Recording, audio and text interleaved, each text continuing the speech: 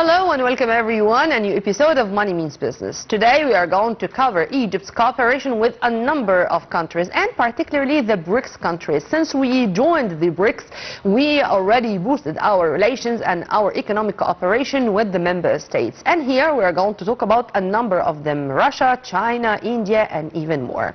Egypt is very much keen to maintain its relations, whether on the political, economic, and even cultural levels, with all countries all over the world.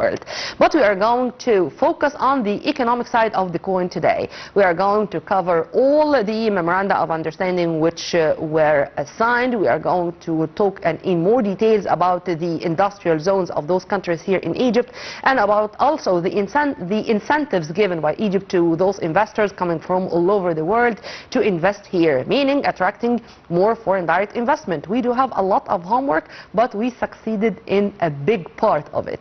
Well, right after the short break, we are going to return back with more with my dear guest live here in the studio to answer all our questions regarding these vital files. And we are going to start immediately. We have a lot to speak about. Stay tuned.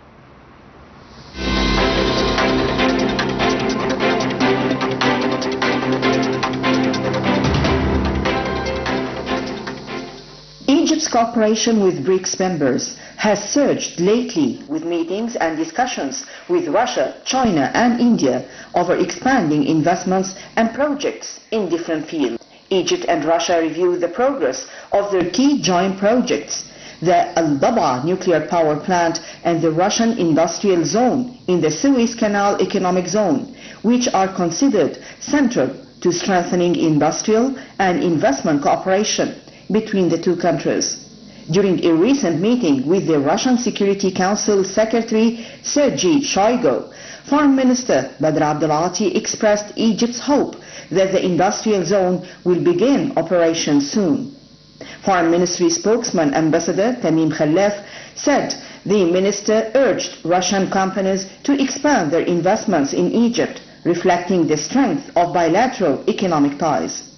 In another development, the surge in Chinese investment demand has been a key driver behind the expansion of Egypt's free zones, which are now nearing full capacity, according to Hussam Heba, CEO of the General Authority for Investment and Free Zones, GAVI. Heba said the influx of Chinese capital also spurred the establishment of 4 new free zones in the 10th of Ramadan, New October, New Burj Al Arab and New Al Alamein, all of which are scheduled to begin operations by the end of 2026. He made the remarks during the inaugural Egypt-China Investment Forum, which gathered representatives from around 200 Egyptian and Chinese companies, including major companies. The event also brought together leading firms from the textiles, infrastructure and technology sectors, areas prioritized by both governments for expanded cooperation.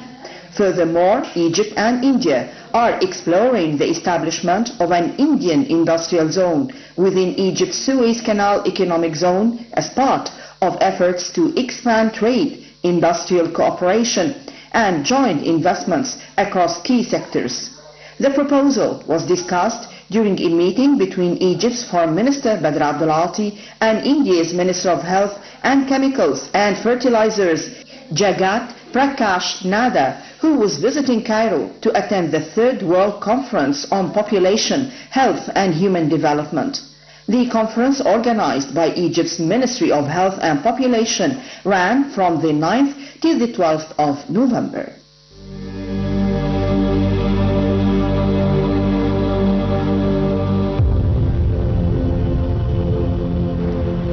Welcome back. As we said, we do have a lot to speak about, so let's start immediately with our dear guest live here in the studio, Dr. Mohamed Roshdy, our economic and banking expert. Thank you very much for being with us, sir, and we are always honored to have you on our screens. Thank you for today's invitation. Sir, let's start immediately with the BRICS. As we listen to this detailed comprehensive report, Egypt is really and extensively focusing on bilateral cooperation with different states, but focusing on the BRICS, and here namely India, Russia and China.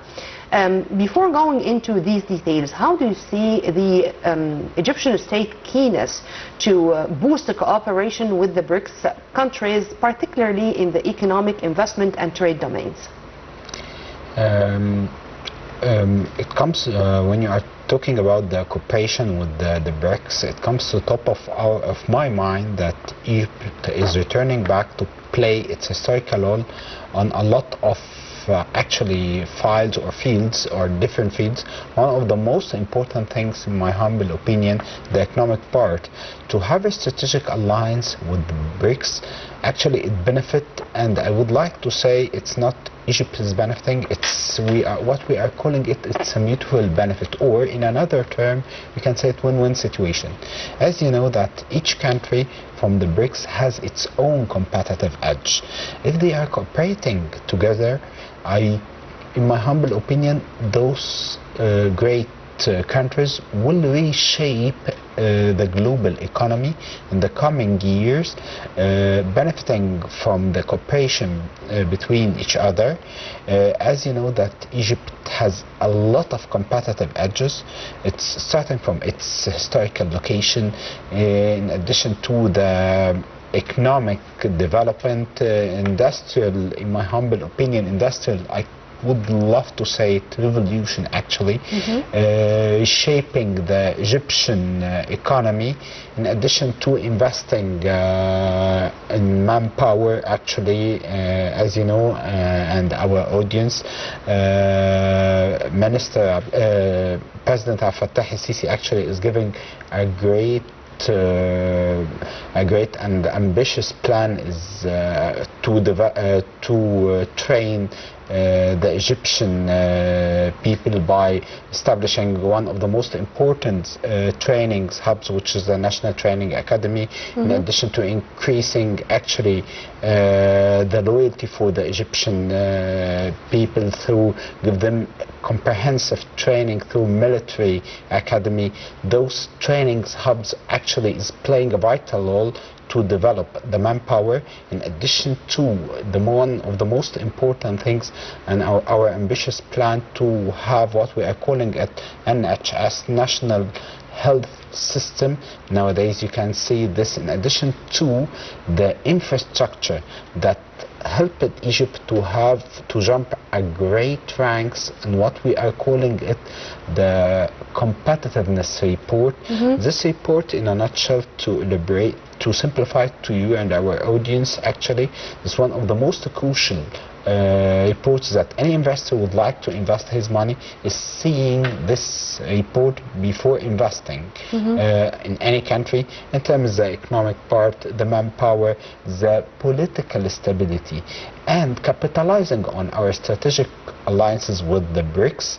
We can say it, all this benefit can be what we are calling it this a is mutual of course benefit should be applied on all the member states of the BRICS. But let's here go in more details for specific countries, if you permit me. I'm starting with Russia, for example. As we all know that this huge national mega project of El Dab'a nuclear plant, with cooperation of course with Russia, is really witnessing a very progressive and very ambitious tangible steps on the ground. How do you see this, sir, as part and parcel of Egypt's keenness to be a hub for renewable energy and to turn to green economy? In my humble opinion, focusing on what we are calling it renewable energy and investing, this is crucial. And when I'm talking about renewable energy, I recall it comes to the top of my mind one of the most famous quotes that we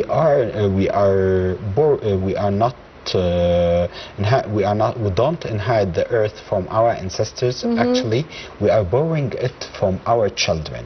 For that reason, Egypt have a strategic vision actually to have what we are calling it sustainability in a great, efficient and effective way. And I would like to highlight that the differences between effectiveness and efficiency. Effectiveness, that you are doing the right thing. Efficiency, actually, that you are doing the right things without what we are calling it waste any resources. With another term, utilizing our resources, best utilization for the resources. And this is what Egypt is working on it, capitalizing on doing great or mega projects, capitalizing on the strategic alliances with Russia and the BRICS cooperation. Actually, this is a great thing, because when you are doing things, as you know, and our audience, that it is easy to plan, but it is difficult to implement. We have a lot of great plans, but to implement and to have what we are calling it implementation plan or milestones, that after the BRICS, we have strategic partnerships and counting on each country its edge, like Russia, for example, focusing on renewable energy. And we do what we say.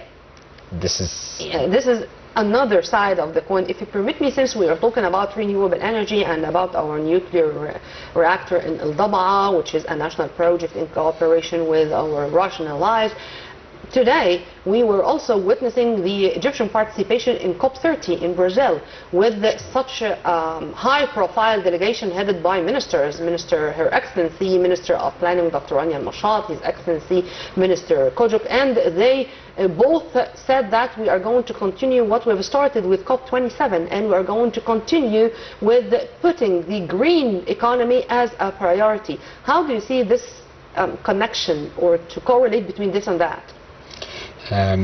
You can see when you are illustrating the cooperation between Minister Kojuk and Minister Rania Al-Mashat, actually, you can see the harmony between two different ministers, actually, to achieve our strategic goal, to have what we are calling it the SDG, Sustainable Development, actually goals, to achieve it in what we are calling it in a smart way. I would like to say it a smart way. It's not the word of a smart. When you are putting goals, you have to put it in a smart way. Smart means S for specific, M measurable, actually A achievable, R should be realistic, and time. And for the first time, you can see that we are doing a plan with smart objectives. It's just a brief for specific and measurable and achievable and realistic and on time goals, and this is what we are working on it, and this is reflecting that we have what we are calling it vision and synergy between all sectors. As far as I recall, 3 years ago, we hosted COP27. Yeah. As far as I recall, we hosted COP27s, and we agreed on some recommendations. We worked on it. It's not just a plan. And let me quote you: when you are doing things, it's not we are doing what we are saying. When we are said that, it comes to top of my mind one of the famous strategic quotes for one of the famous strategic planning called Henry Mentzberg. He said that it is easy to plan, but it is difficult to implement. Yep. The challenge for implementation. For the first time, we can see a great implementation plan with milestones that we will achieve things within, for example, 1 year, and this will be within the coming 2 years, and achieving 60%, 40% from our what we call strategic planning. Strategic planning. Thank you. Strategic planning with effectiveness and efficiency, and this is a crucial, I believe, what we are doing. But sir, since we are talking about this, so many people, I mean the layman in the street, we were speaking about Egypt 2030 as if it is that far. It's coming closer.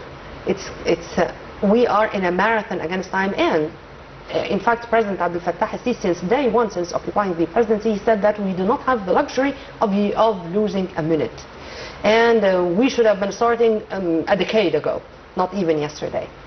How do you see the steps taken on the ground to reach the new republic, or Egypt 2030, regarding or amid all these global challenges? I mean, economic, environmental, climate change, struggles, wars, conflicts, political turmoils, you name it. If I am going to compare what we had in mind and what we have achieved, how much percent? I would like to comment on something which is crucial that you highlighted. Thank you for highlighting it. That when we are putting a plan or doing such a plan, we have a different aspects and different challenges. And you highlighted a lot of it, global, local challenges. When you said that, it comes to top of my mind one of the famous quotes for philosopher called Heraclitus: "The only constant in the life is a change." Thank you. Accordingly, we are facing a lot of challenges. We have a plan, a solid plan, with implementation, with great implementation plan, with milestones. In addition to, we are facing what we are calling it challenges. Things is changing. How we are reacting to those changes. I believe that Egypt and President Abdel Fattah al-Sisi is doing a great strategic planning in terms of in business we are calling it SWOT analysis or TOS analysis. I believe that I would like to invert words, TOS analysis or TOS analysis. Why I'm saying that? SWOT is a little bit old now. I think it became out of fashion. Okay. Why it's TOS or TOS analysis actually? Because when you are finding a threat, how you can find the opportunity from this threat. As you know, and our audience, one of the most famous global threats, which is pandemic, COVID-19, how we could find opportunity from it. We find a lot of opportunities like online education, online working, digital transformation, a lot of benefits. In addition to the weak points that we have, how we change it to be strength points. And this is turning to be a blessing. Thank you. Yes. For that reason, we have a great strategic vision. President Abdel Fattah al-Sisi is doing it in a great way and efficient way to change all the threats we are facing and the changes that we are facing to be opportunities to Egypt, capitalizing on our historical role, our geographical part, the manpower, investing in the manpower. That, sir, before going into this, then I can easily say that Egypt succeeded in being that flexible to meet with different challenges, let's not say crises, different challenges, and to meet its goals despite all the surroundings and things which we had nothing to do with, like the pandemic, for example, like the Russian-Ukrainian struggle, like what happened in Palestine. Were we flexible enough to meet with these challenges? A yes or no question. For sure, we are totally flexible, but I would love to say it in a different term. Nowadays, Egypt globally is saying that Egypt is implementing what we are calling it agility. What is agility or agile mechanism? This is a global mechanism. If you would like to achieve like whatever you want to achieve, smart objectives or whatever, you shouldn't wait to finalize things. You are going step by step. When we are finishing the first step, you launch it or you start and capitalizing on it and getting the feedback and the changing, and it's totally dynamic. For this, what we are calling it agility, to adapt or to change with agility depending on sustainability and competitiveness. Yes. True. Agility depending on sustainability, competitiveness, in addition to the most important things, that how to react with the global changes. What's happening? We are not isolated. As you know, and our audience, that globalization make our world as a small village. What's happening in any country reflected domino effect. Yes, thank you. But returning back to, because you mentioned a number of very important points which I should focus on, since we were able to benefit from crises or challenges, as you prefer to say. And I want to focus, if you permit me, because this is totally related to our cooperation with China, India and Russia in the industrial sector in specific, to localize industry and to give all the incentives to the private sector, the foreign private sector, which comes to invest here with, if you use from 60 to 65% of our local components, then you are going to have more facilities. How do you see this as part and parcel of our strategic agenda to develop the industrial sector, sir? I believe this is one of the most smart ways to achieve a lot of goals, because if you focus on our economic wheel, actually you can see that putting the final product inside it 60 to 65% from a local ingredients or local components positively impact our economic wheel.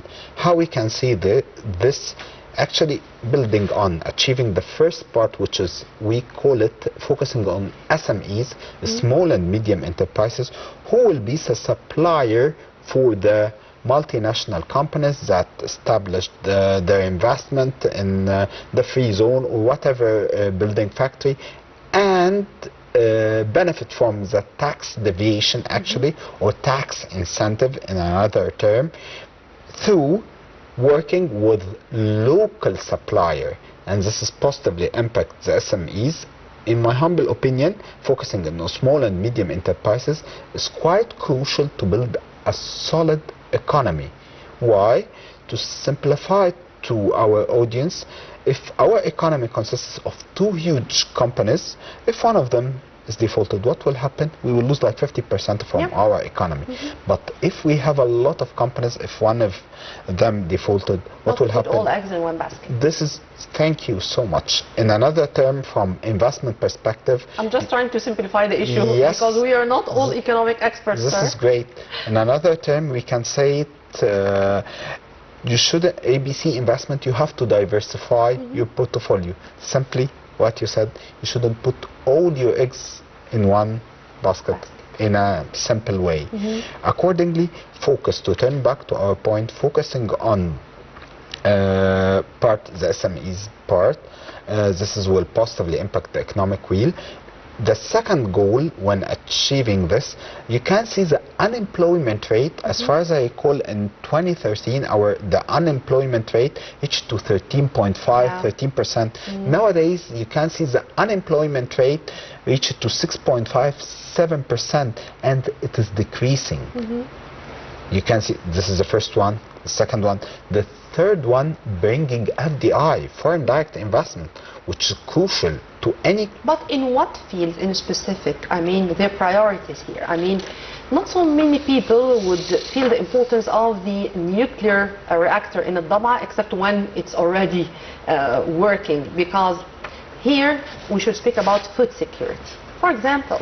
And in fact, the President Abdel Fattah al-Sisi is very much keen to all the time continue with following up all the details about our basic commodities reserves.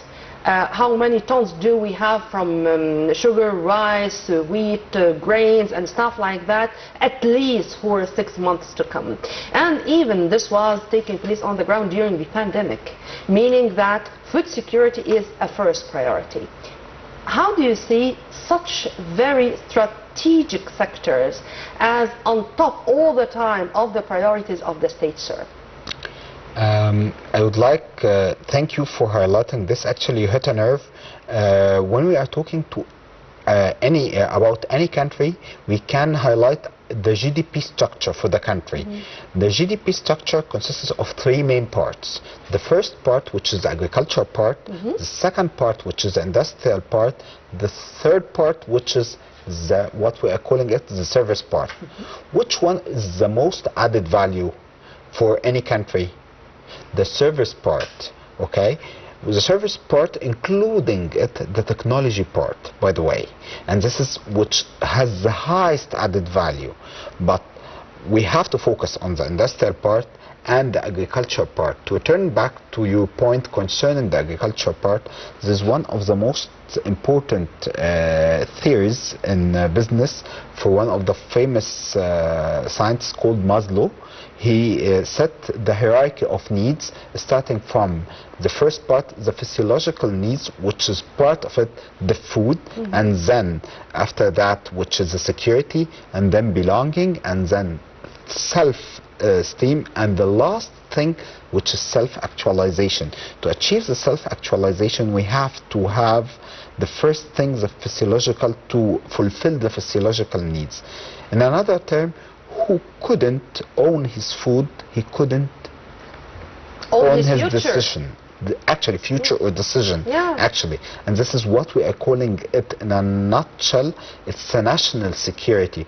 For that, President Fattah al-Sisi is taking care of this, or this is the most crucial part, actually, to sustain what we are doing it in terms of the economic development and a lot of infrastructure development. So this is the way to invest in a human being.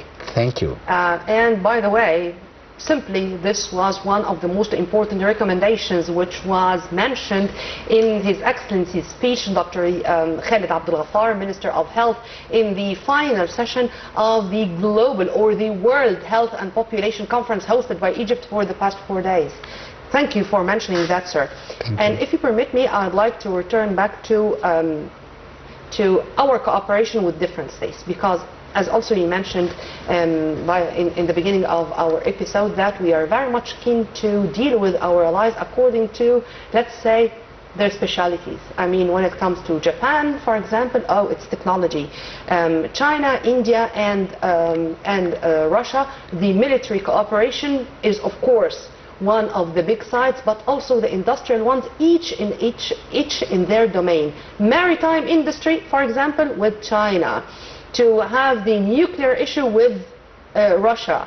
Regarding India, agriculture, because we are dealing with billions of people, billions of citizens. We are dealing with India and China in specific.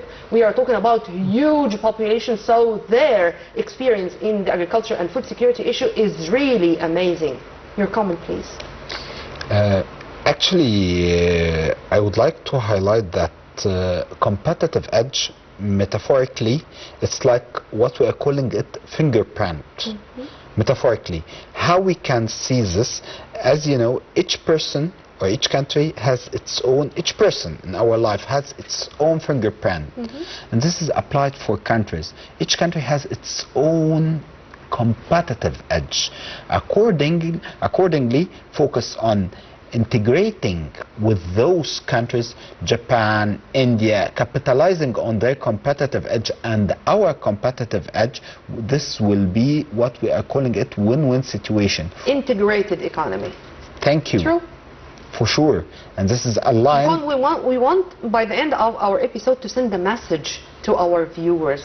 So we are going to take bit by bit what you have said into one sentence. Okay? Sure. Go ahead.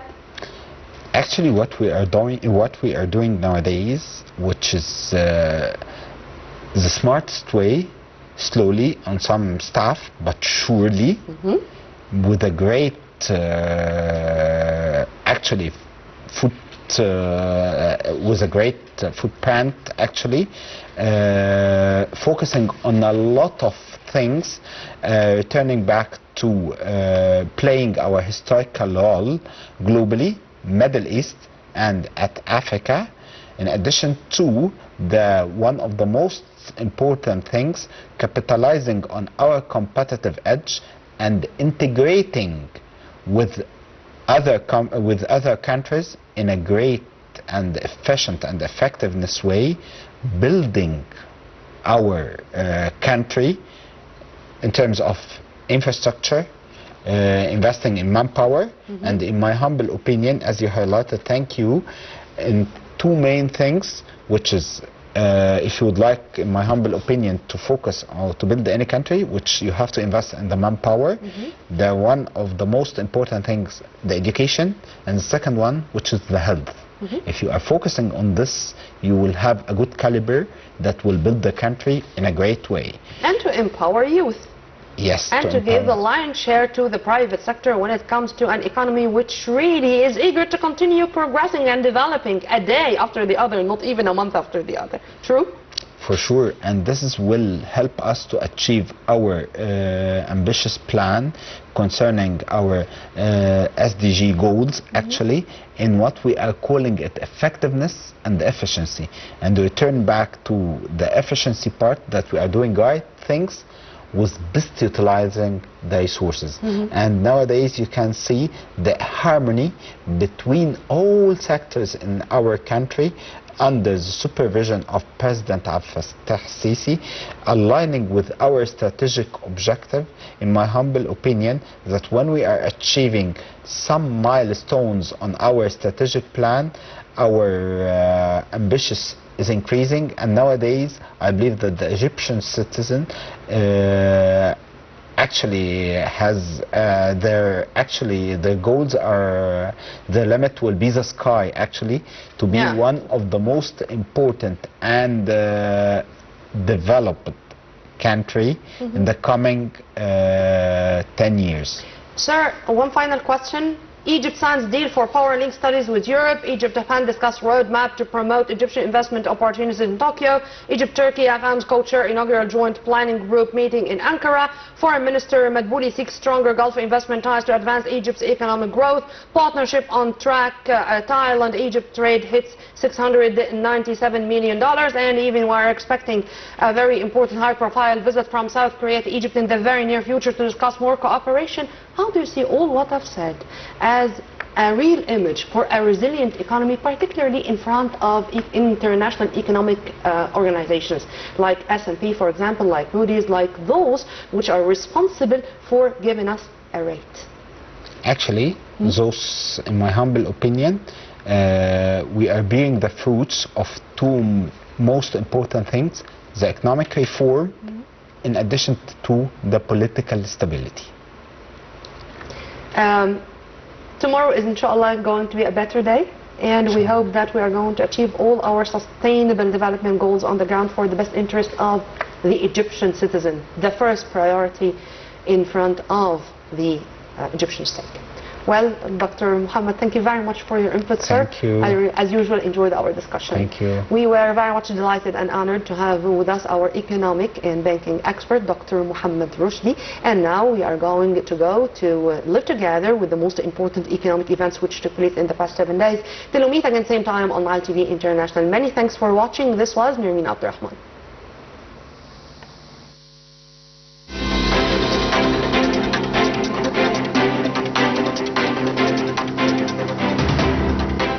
Egypt signed a cooperation agreement to carry out the final studies for the electricity interconnection project between Egypt and Europe through Italy, aiming to strengthen the country's position as a regional energy hub. The agreement includes the preparation and implementation of the final technical, environmental and financial studies for the project, as well as the necessary steps to begin implementation and establish a power interconnection between Egypt's national electricity grid and the unified European grid through the Italian network.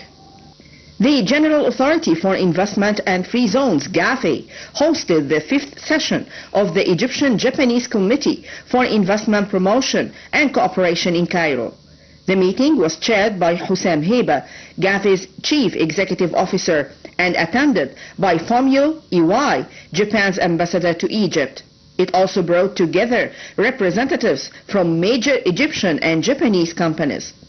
Both sides agreed to develop a roadmap to promote Egyptian investment opportunities in Japan, including media visits, investor delegations, and enhanced cooperation between financial institutions in both countries. Egypt and Turkey held the first meeting of their joint planning group in Ankara, co-chaired by Egyptian Foreign Minister Badr Abdel-Ati and his Turkish counterpart Hakan Fidan, in the latest step to deepen rapprochement between the two regional powers.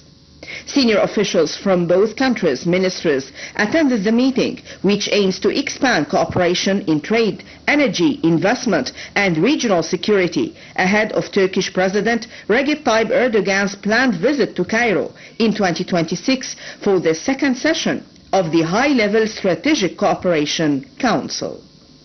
Prime Minister Dr. Mustafa Madbouli has called on investors and business leaders from Gulf Cooperation Council, the GCC countries, to expand their investments in Egypt, particularly in sectors of shared strategic priority.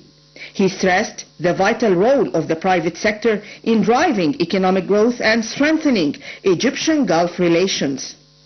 Madbouli made the remarks during the opening session of the Egypt-Gulf Trade and Investment Forum held in Cairo on the 10th and 11th of November under the theme A Roadmap to Strengthen Egyptian-Gulf Economic Cooperation.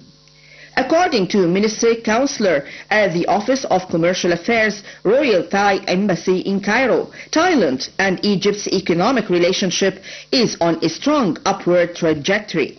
Speaking in an interview, the minister revealed that total trade between the two countries reached $697 million from January to September 2025, marking a 33% increase compared to the same period last year.